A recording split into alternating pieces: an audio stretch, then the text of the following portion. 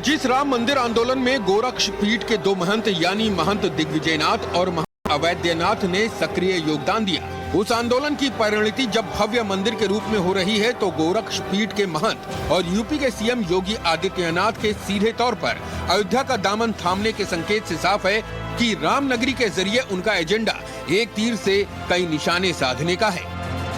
क्या सपा की सरकार के समय अयोध्या में राम मंदिर बन जाता? राम मंदिर बनने से खुश हैं? ये सच है कि राम मंदिर आंदोलन में योगी आदित्यनाथ की निर्णायक भूमिका कभी नहीं रही, लेकिन योगी आदित्यनाथ ने अयोध्या के आसरे अपनी सियासत को सीएम बनने से पहले और बाद में धार हमेशा दी। याद कीजिए, जब अयोध्या में परिक्रमा पर रोक लगी तो योगी वहां जाने के लिए गिरफ्तार तक हो गए। अयोध्या में जब अखंड कीर्तन में जाने के लिए उन्होंने कवायद की तो पुलिस ने उन्हें रोका और योगी ये बताने जताने में कामयाब रहे कि गोरक्ष पीठ के उत्तराधिकारी के रूप में वो मंदिर को लेकर उतने ही भावुक हैं जितने उनके पूर्वज थे।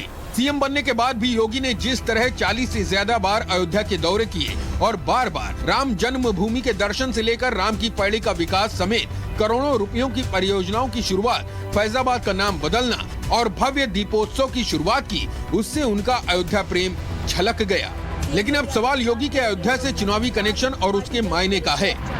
पहला और बड़ा संकेत यही है कि बीजेपी के लिए हिंदुत्व और मंदिर का मुद्दा एजेंडे में सबसे ऊपर है, लिहाजा भविष्य में मथुरा से काशी तक हिंदुओं की धार्मिक आस्था का सवाल उसके लिए अहम है। हिंदुत्व के मुद्दे पर विपक्षी दल बीजेपी के सामने नहीं टिकते और अयोध्या के साधु संत जमकर योगी को सपोर्ट करेंगे। इस कदम से भाजपा के 80 बनाम 20 के नारे पर गंभीर मुहर लगती है।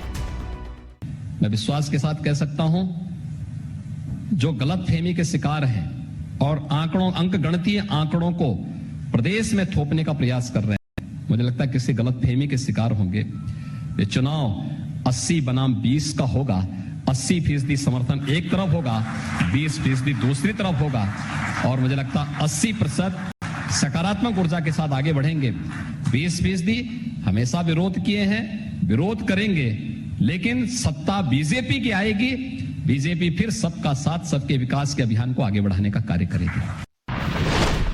योगी के अयोध्या से चुनाव लड़ने पर अवध क्षेत्र की तमाम सीटों पर भी उसका बड़ा प्रभाव पड़ेगा।